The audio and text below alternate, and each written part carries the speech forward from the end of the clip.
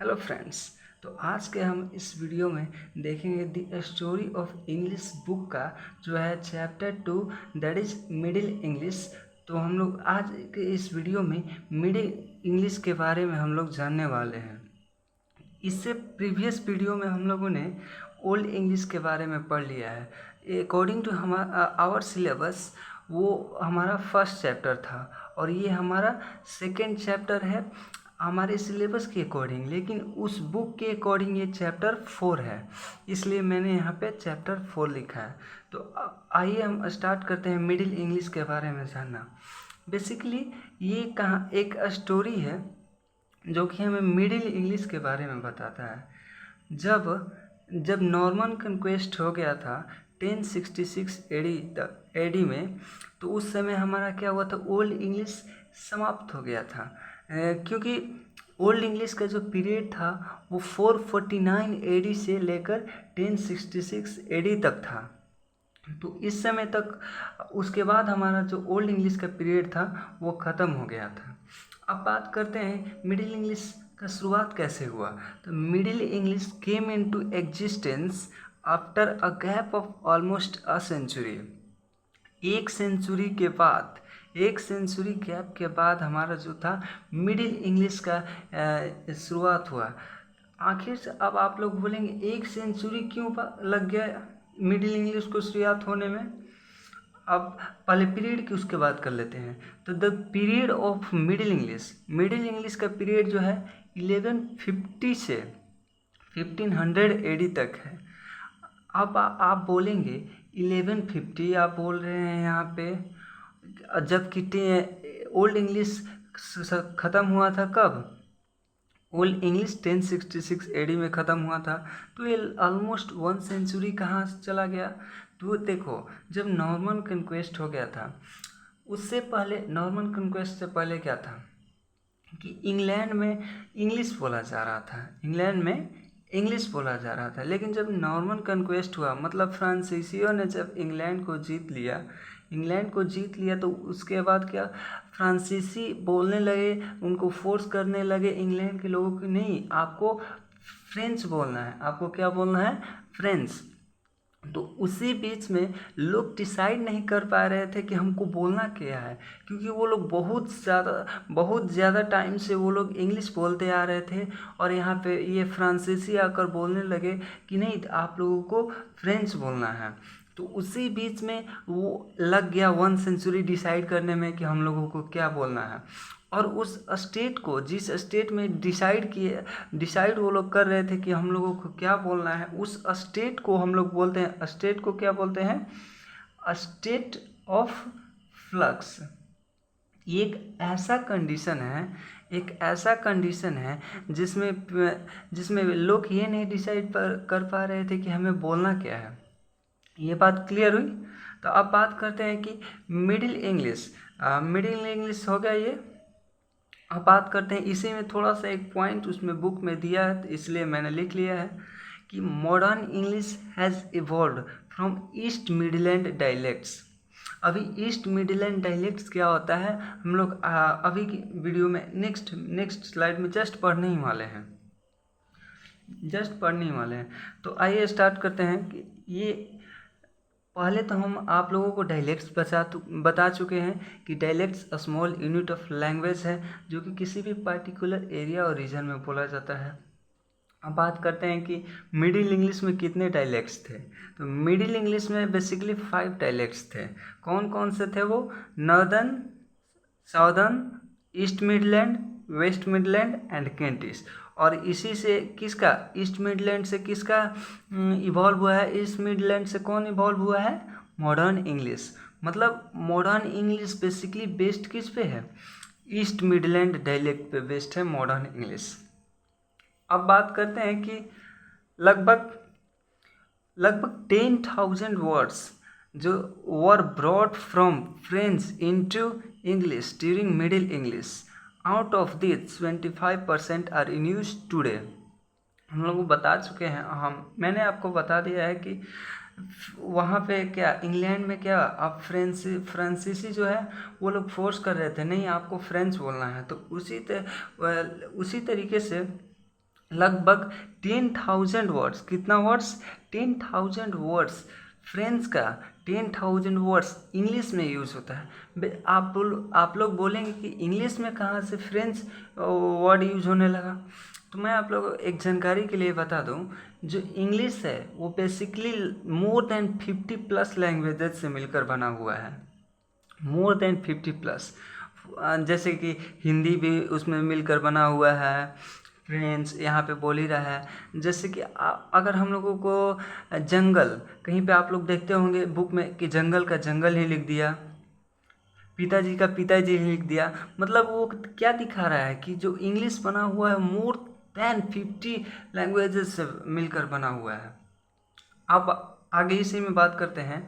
जो 10,000 words broad किए गए थे कहाँ से, फ्रेंच से इंग्लिश में, उसमें से आज हम लोग कितना परसेंट यूज करते हैं, तो उसका आज हम लोग 75% यूज में, अभी भी हम लोग 75% यूज करते हैं।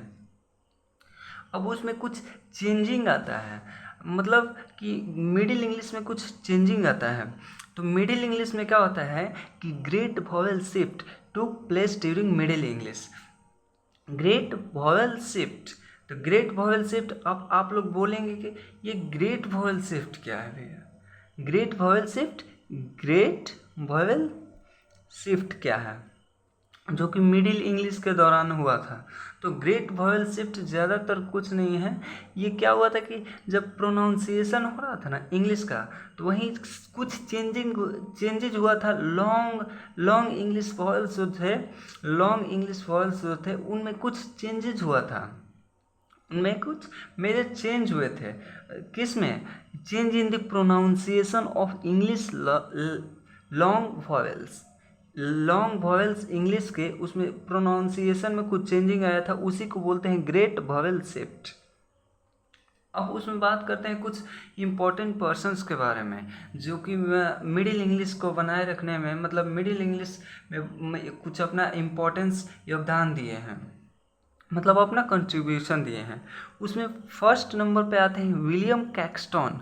विलियम कैक्सटन ने क्या किया था, तो setup printing press in England in 1476 AD.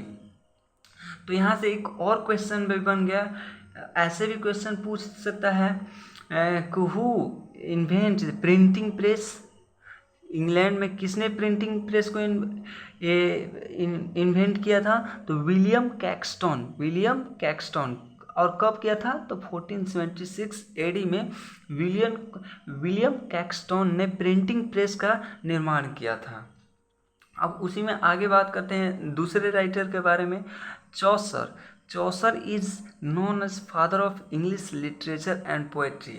आज हम लोग जो भी ये इंग्लिश लिटरेचर और पोएट्री पढ़ते हैं, इंग्लिश लिटरेचर और पोएट्री पढ़ते हैं, उसमें उसका योगदान बहुत ज़्यादा इम्पोर्टेंस है, किसका, चौसर का।